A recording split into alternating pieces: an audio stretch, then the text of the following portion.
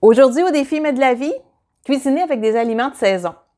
Peu importe la saison ou le moment où vous écoutez cette vidéo, moi je l'ai tournée à l'automne. C'est sûr que c'est une saison extraordinaire pour les récoltes.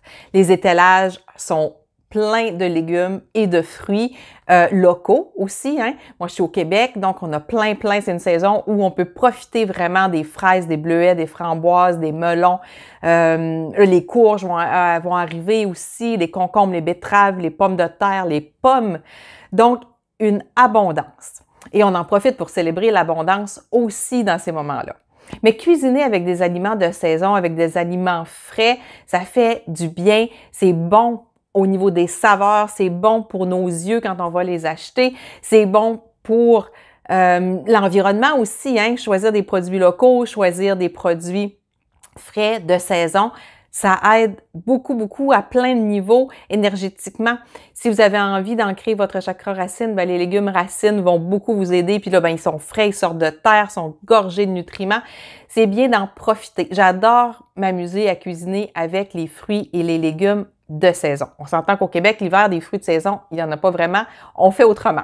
Mais c'est agréable d'avoir des produits frais. Est-ce que vous êtes quelqu'un, dites-moi dans les commentaires si vous êtes quelqu'un qui cuisine régulièrement avec des produits frais ou si vous avez plutôt tendance, dû à votre mode de vie, d'acheter déjà préparé ou semi-préparé. Maintenant, on peut recevoir des boîtes où est-ce que les produits ne sont pas cuisinés, mais c'est nous qui les cuisinons, mais c'est comme si l'épicerie, la grosserie avait déjà été faite. Donc, de quelle façon vous cuisinez? Moi, je suis quelqu'un qui cuisine beaucoup. Je cuisine minimum 5 à 6 soirs semaine. Mes enfants ont toujours des lunchs, il y a toujours des restants des lunchs. J'ai une bonne préparation au niveau de l'alimentation, au niveau de la cuisine, pour que mes enfants puissent avoir des lunchs à l'école sains et santé. Est-ce que vous aimez aller aussi, vous pouvez aussi me dire, hein, est-ce que vous aimez aller dans les marchés à l'extérieur, acheter des producteurs à proximité?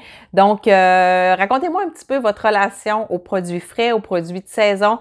Comment vous faites peut-être aussi l'hiver, si on est l'hiver en ce moment, si c'est plus difficile. Comment vous faites pour vous procurer vos produits? Comment vous achetez? Est-ce que vous en avez mis en conserve? Admettons les betteraves ou est-ce que vous avez, à l'époque, chez mes parents, on avait ce qu'on appelait une cave où est-ce qu'on mettait les pommes de terre qui avaient été, chez nous, il y avait des champs de pommes de terre. Ils récoltaient les pommes de terre, ils mettaient ça dans la cave en terre et c'était gardé là tout l'hiver. On avait nos pommes de terre, nos carottes pour l'hiver, il me semble les carottes aussi. Donc, mais c'était plus les pommes de terre que je me souviens d'aller chercher les pommes de terre.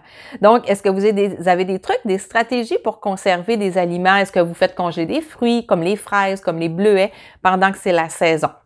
Donc, parlez-moi un petit peu de votre relation aux produits et ça va me faire plaisir de vous lire. Et peut-être que, je vais vous voler des petits trucs, des fois.